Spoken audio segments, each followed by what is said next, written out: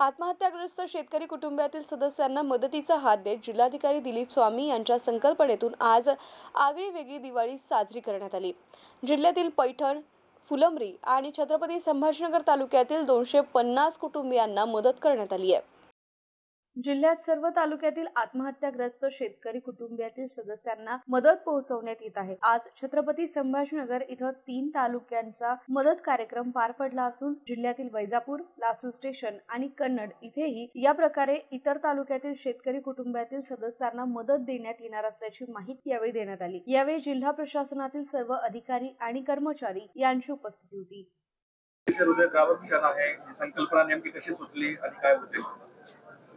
जिल्हाभरामध्ये मोठ्या प्रमाणामध्ये शेतकरी आत्महत्या झालेल्या होत्या। मागच्या 2 वर्षामध्ये जो 246 शेतकऱ्यांनी दुर्दैवाने आत्महत्या केलेली होती। गणपती उत्सवाच्या वेळेस मी 50 कुटुंबियांना घरी जेवणासाठी निमंत्रित केलं होतं।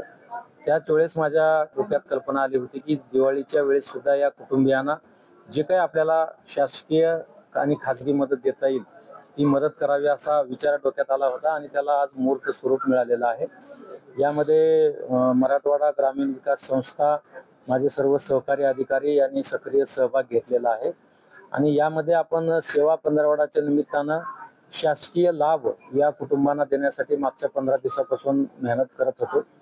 त्यामध्ये 246 पैकी 240 कुटुंबांना आम्ही कुठल्या ना कुठल्या योजनेमध्ये आम्ही लाभ दिलेला आहे आणि ती प्रक्रिया सुरू आहे लाभ देण्याची। पण शासकीय योजनेच्या लाभाच्या व्यतिरिक्त एक संपूर्ण दिवाळीसाठी जे लागणारा किराणा आहे किंवा दिव्या आहे, तेल आहे, असं जे काही साहित्य कुटुंबांना लागणार आहे त्याची एक किट आम्ही असं NGOज आणि अधिकाऱ्यांच्या माध्यमातून ही तयार केलेली आहे। ही किट इतकी परिपूर्ण आहे की ही किट घेऊन गेल्यानंतर त्यांना कुठेही बाजारातून कुठलीही वस्तू आणण्याची गरज त्यांना पडणार नाही आणि हे कुटुंब आनंदाने दिवाळी साजरी करेल अशा पद्धतीची ही किट केलेली आहे। विकास संस्थेने रेडीमेड फराळाची एक किट तयार करून दिलेली आहे आणि काही वेगवेगळ्या डिपार्टमेंटने त्यांचे काही शेतीत वापरण्याचे पदार्थ वगैरे असे काही किट दिलेले आहेत। या सगळ्या किट आम्ही आज या ठिकाणी त्यांना डिस्ट्रीब्यूट करतो आहोत। फूल आम्ही देऊ शकणार नाही, पण फुलाची पाकळी या कुटुंबियांना द्यावी आणि शासन तुमच्या सोबतीला आहे, तुमच्या पाठीमागे आहे। तुम्ही खचून न जाता तुमची शेती आणि तुमचे व्यवहार करा, आम्ही सतत तुमच्या सोबत आहोत, हा संदेश मला या कार्यक्रमाच्या निमित्तानं द्यायचा होता। जवळपास जिल्ह्यातही यावेळेस 124 वर आत्महत्या झालेल्या, काही लोक आत्महत्येच्या वाटेवर आहेत।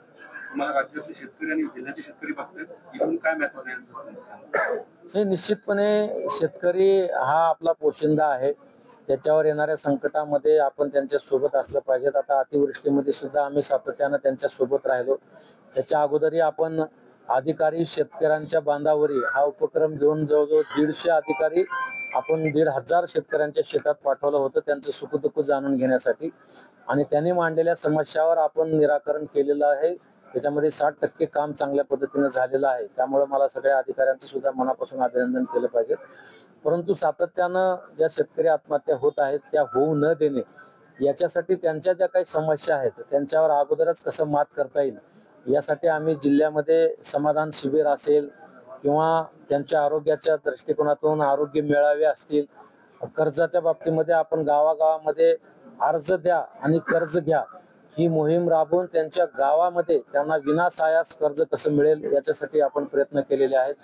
कुठल्याही बँकेच्या अधिकाऱ्याच्या माध्यमातून शेतकऱ्यांना त्रास होऊ नये याच्यासाठी खबरदारी आम्ही घेतोय आणि त्याच्यातूनही कुठे काही ठिकाणी अशा अपवादात्मक प्रसंग झाल्यानंतर आम्ही त्या संबंधित बँकेवर कारवाई सुद्धा करतो आहोत।